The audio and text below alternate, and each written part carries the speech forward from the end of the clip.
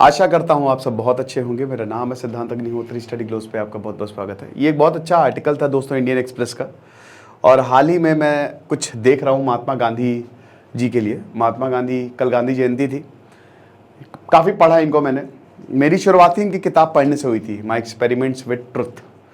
तो पहली किताब जो मेरी ज़िंदगी की रही है वो इन्हीं की ही रही है। लेकिन गांधी जी के ऊपर काफ़ी आरोप लगते रहते हैं रेसिज्म के। तो क्या गांधी जी रेसिस्ट थे? हम बात करेंगे क्या रंग भेद टिप्पणियां करते थे, इस पे हमारी बात होगी। लेकिन उससे पहले बात होगी हमारे पर्सनालिटी डेवलपमेंट कोर्स की। आज रात 12 बजे सेल खत्म हो जाएगी, और आपको बता दूं कि ये जो हमने कोर्स निकाला है ये रिकॉर्डेड कोर्स है। 25 के करीब लेक्चर्स, 50 किताबों का रिव्यू, आपकी लाइफ बदल जाएगी।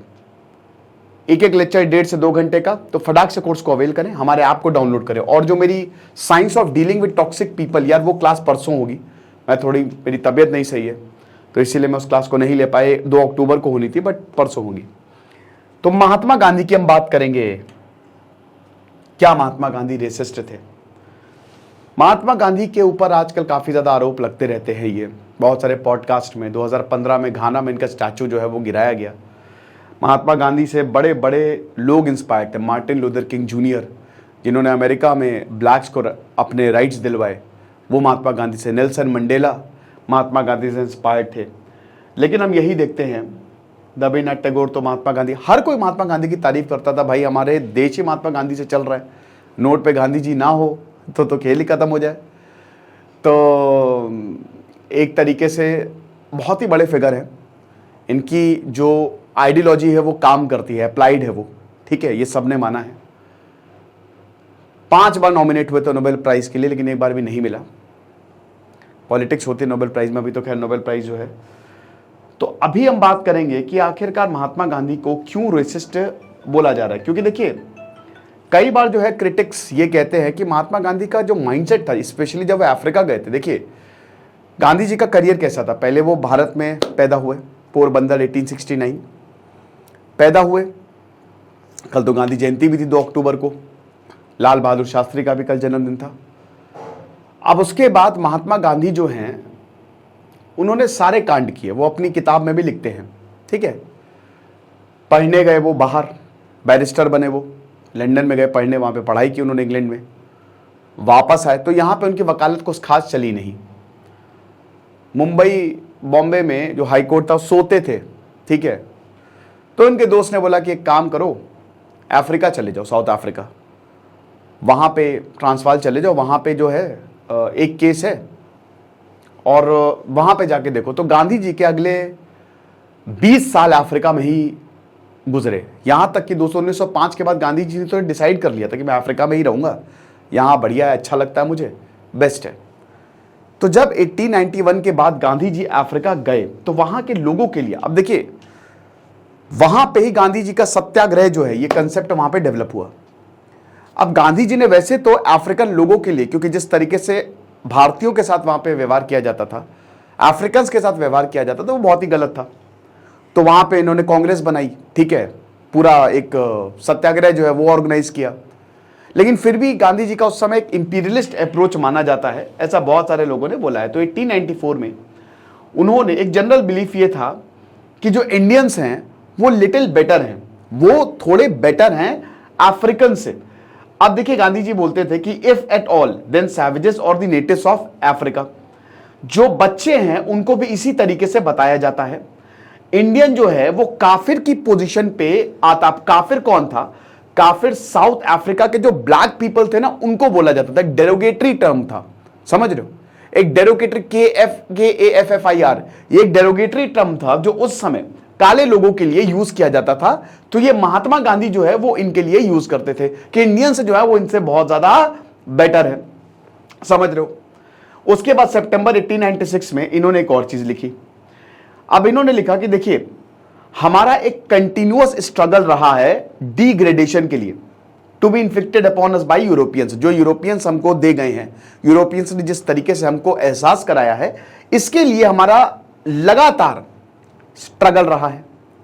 अब ये फिर बताते हैं कि ये हमको एकदम रॉ काफिर जो होते हैं ना, काफिर की पोजीशन पे लाना चाहते हैं, जिनका ऑक्यूपेशन सिर्फ शिकार करना है, जिनका एम्बिशन यही है कि वो बस कैटल कलेक्ट करे, एक औरत से शादी कर ले और उसके बाद वो नंगे घूमे। ये महात्मा गांधी ने लिखा, ठीक है। अब किताब Gandhi the man his people and the empire जो 2007 में लिखी गई, गांधी जी के जो बायोग्राफर और उनके ग्रैंडसन राजमोहन गांधी वो क्या लिखते हैं, वो बताते हैं गांधी जी ने अपने एक्सपीरियंस शेयर किए जब वो जेल में बंद थे ब्लैक लोगों के साथ। तो बहुत सारे जो नेटिव प्रिजनर्स थे वो बताते थे कि वो एनिमल से बस 1 डिग्री ऊपर है, गांधी जी ऐसा बताते थे, और वो आपस में ही लड़ते रहते हैं, ये बोला। तो क्या ये सारी चीजें जो लिखी गई गांधी जी के रेसिस्ट एटीट्यूड को दर्शाता है? देखिए, आप कुछ अफ्रीकन लीडर्स की अगर बात करें तो आपको पता ही है, जैसे मार्टिन लूथर किंग जूनियर हो गए, नेल्सन मंडेला, चे गुवारा, जितने भी बड़े बड़े गांधी जी का तो उनमें छवि देखने को मिलती है, वो उनसे इंस्पायर्ड है, ठीक है। लेकिन हमको ये भी नहीं भूलना चाहिए कि बहुत सारे ऐसे भी लीडर्स हैं जो गांधी जी को इस चीज के लिए काफी ज्यादा डिसरिगार्ड करते हैं। अभी 2015 में जैसे south African academics Ashwin Desai और गोलम वाहिद, उन्होंने ये बताया, उन्होंने किताब लिखा और उन्होंने इस कंट्रोवर्सी पे और ज्यादा लाइट डाली, ठीक है। तो यहां पे बताते हैं कि किस तरीके से गांधी जी अफ्रीकन्स को स्ट्रगल से दूर रखना चाहते थे, इक्वालिटी में जो वो बिलीव करते थे, ठीक है।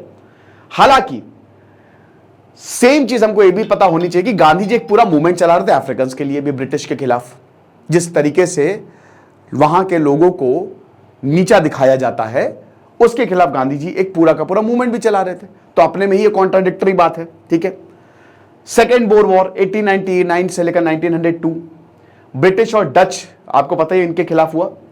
तो गांधी जी यहां पे साउथ अफ्रीकन बॉर्न इंडियंस को बताते हैं कि भाई देखो, ब्रिटिश को सपोर्ट करो। यहां पे गांधी जी का एक ब्रिटिश को सपोर्ट भी देखने को मिलता है।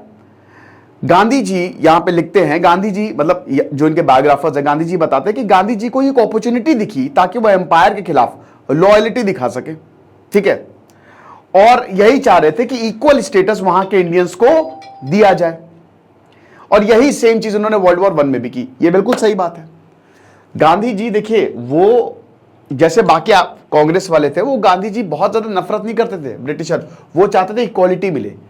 लेकिन गांधी जी वर्ल्ड वॉर 1 में भी भाई गांधी जी को तो ब्रिटिश का एजेंट बोला जाने लगा था, क्योंकि वो घर घर जाके बोल रहे थे कि भाई वॉर में शामिल हो, क्योंकि ब्रिटिशर ने सबसे वादा किया था, गांधी जी से भी वादा किया था कि हमारा वॉर में सपोर्ट करो, हम आपको आजादी दे देंगे।